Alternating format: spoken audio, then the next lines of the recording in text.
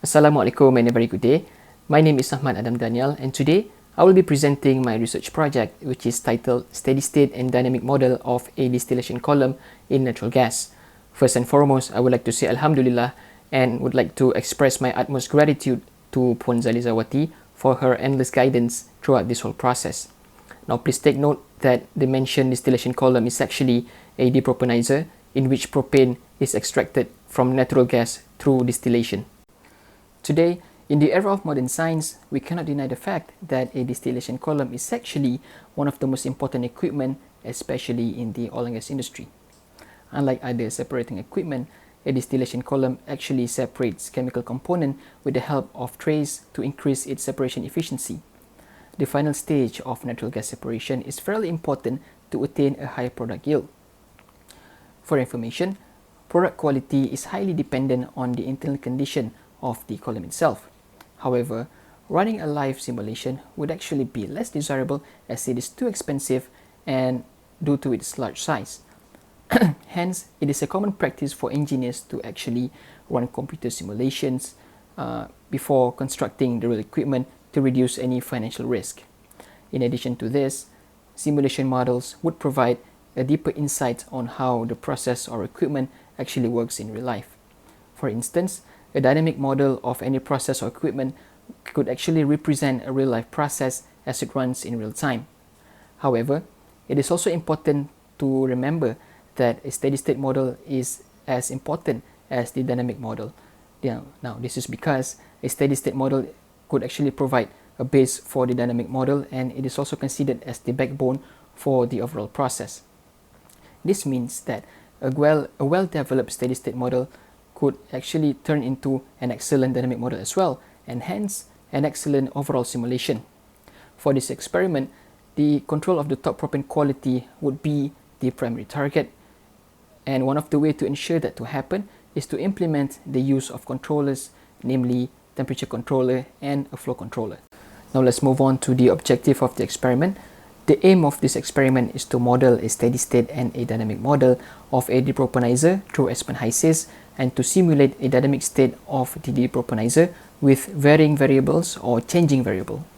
One of the most common issues that engineers always face upon column design is actually its huge energy consumption.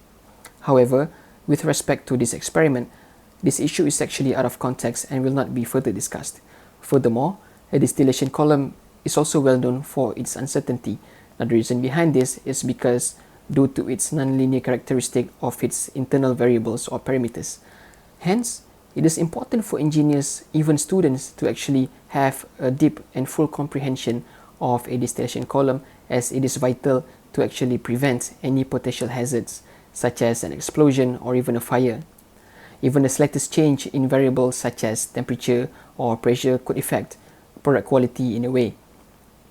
An excellent comprehension of a distillation column could lead to a better control of a distillation column itself.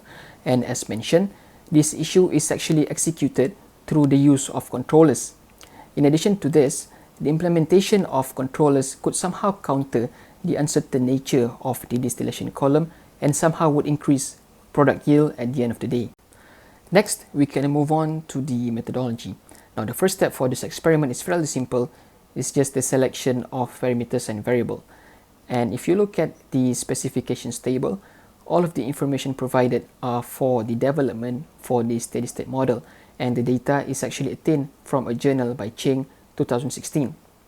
And as you can see, the feed temperature is set to 71.11 degrees Celsius with an inlet pressure of 1600 kPa.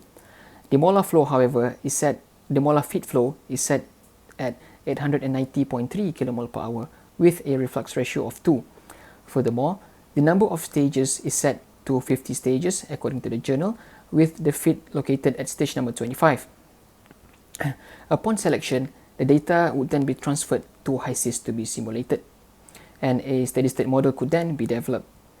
This step is fairly simple, and that only includes the data plug-in, and the simulation would then be converged. Upon completion of the steady-state model, a dynamic model could then be developed. For the dynamic model, a time limit of 2000 minutes is set, and the reason behind this large amount of time is to provide and ample time for the process to stabilize. For the dynamic model also, valves are installed especially at the distillate and boil upstream. Furthermore, a total of 2 sets of dynamic simulation will be run, in which each set consists of another 2 more runs, which includes an increasing valve opening, and the other will include a decreasing valve opening. The top propane quality pattern is also recorded throughout the whole 2000 minute time limit, and upon completion of everything, the data is compared. And if you look at on the slide, we have the PFD for the steady state model and also the subflow sheet PFD for the dynamic model. Upon the completion of parameter and variable selection, as well as the completion of the simulation, we could now move on to the results and discussion. For the steady state model, we could see that the propane quality is at 99.72 more percent at the top of the column, and we could see that most of the propane actually exits at the top of the column. And why does this happen? The reason behind this is fairly simple, and that is because propane is actually considered as a light hydrocarbon, and anything after propane should go down at the bottom of the column.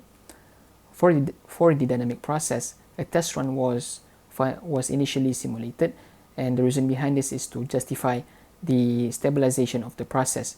And if you could see the graph, the time taken for the process to actually stabilize is between 200 to 400 minutes. Now, the first run of the first set involves the increasing opening of the distillate valve. The blue line represents the valve opening, while the orange line represents the propane quality. And you could see for the first simulation, propane quality actually decreases with increasing valve opening. For the decreasing distillate valve opening, however, the complete opposite occurs, where propane quality actually increases with decreasing variables. A similar pattern could be observed for the boil-up rate, where the propane quality is actually inversely proportional with valve opening for both sets. And in short, the distillate rate actually shows a 0.12% propane quality decrement with increasing opening, but a huge 3.85 increment with decreasing valve opening. For the boil-up rate, however, a 0.14% propane quality decrement with increasing valve opening occurs, but at a lower 1.6% propane quality increment with decreasing valve opening. The final propane quality, however, tells a different story. For both sets of openings, boil-up rate actually gives a higher final propane quality than distillate rate, but a distillate rate actually influences the propane quality more than the boil-up rate. In conclusion, with respect to the primary target, and that is to have a better control of the propane quality, it is safe to assume that the distillate rate actually influences propane quality more than the boil-up rate, even though the final reading of the propane quality for the boil-up rate is actually higher than the distillate rate. Propane quality for both sets are also inversely proportional to valve openings. This means that for both sets of the variables, propane quality actually increases with decreasing valve openings and vice versa.